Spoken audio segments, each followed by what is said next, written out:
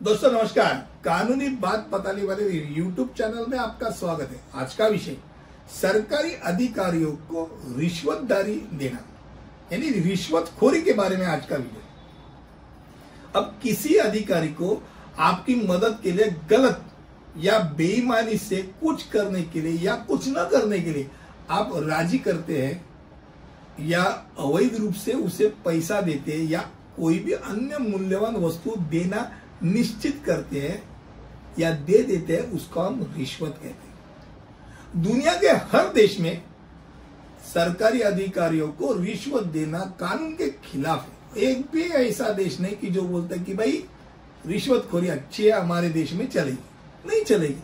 क्यों नहीं चलेगी? तो रिश्वतखोरी को कई स्तरों पर यह गलत है, क्योंकि सार्वजनिक अधिकारी उनके पद ग्रहण करते समय एक शपथ ले लेते कि मैं मेरे देश का कानून सही ढंग से पालूंगा, मैं देश से वफादारी करूंगा और उसका ही उल्लंघन करने के लिए ये जो रिश्वतखोरी है वो प्रोत्साहित कर दी।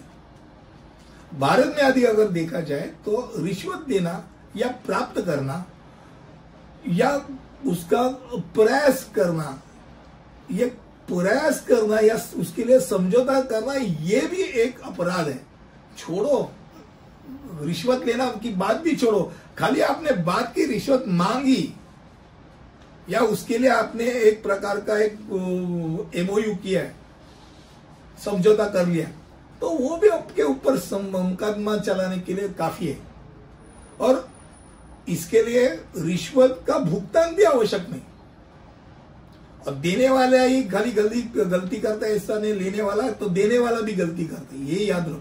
सरकारी अधिकारी भी गलत है, सरकारी अधिकारी को रिश्वत देने वाला भी गलत है। यानी भ्रष्ट, या अगर आप बोलेंगे कि किसको हम दायरे में रखेंगे, तो कानूनी दायरे में रिश्वतखोरी को दोषी अपराधियों, किसी भी अधिकारी या अन्य व्यक्ति के कार्य को प्रभावित करने के लिए जब किसी मूल्यवान वस्तु की पेशकश की जाती है, देने की बात होती है, प्राप्त करने की बात होती है, तो मांग होती है, तो उसके रूप में ये परिभाषित किया जाता है कि इसको रिश्वतखोरी मानी जाएगी। भ्रष्ट या गैर कानूनी तरीकों से अगर लोक सेवक को प्रभावित करने की कोशिश की जाती है तो उसके लिए कम से कम 3 साल की कैद, वो 7 सालों तक की कैद तक आगे जा सकती है और जुर्माना भी लग सकता है।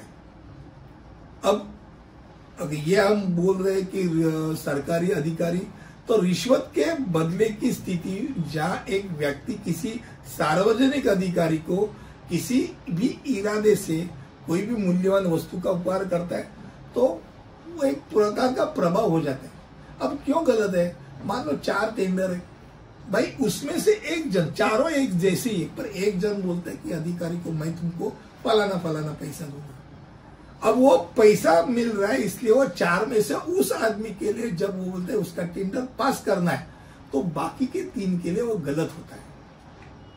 यानी वो प्रभाव ऐसा बढ़ जाता है कि भाई उसमें जो बोलते हैं ना, आमतौर पे अच्छा सा व्यवहार, वो व्यवहार ही टूट जाता है। 100 रुपए में से कभी कभी 60 या 70 रुपए तक की रिश्वतखोरी हो जाती है, देने पड़ते हैं। 30 रुपए में वो आदमी क्या अच्छा काम करेगा? ये भ्रष्टाचार बहुत बुरी चीज है। अब कल्पना कीजिए, अगर शक्तिशाली पद पे लोग हैं, उन्होंने रिश्वतखोरी मांगनी चालू कर ली, तो कोई भी किसी भी काम के बदले में रिश्वत ही लेना चालू करेगा। भाई मैंने रिश्वत देके ही अगर मैंने पोस्ट ली है, तो मैं रिश्वत लेके ही पोस्ट का पैसा जो दिया है वो लेने के लिए हासिल करूंगा। चुनाव में मुझे चुनाव के लिए अगर मान लो एमएलए या एमपी के लिए खड़ा होना है, उसके लिए अगर मैं रिश्वत दे रहा हूं, तो भाई मैं जीतने के बाद क्या करूंगा? मैं तो लूट ही करूंगा ना। मैंने तो 2 करोड़ खर्चा किया है रिश्वत देके।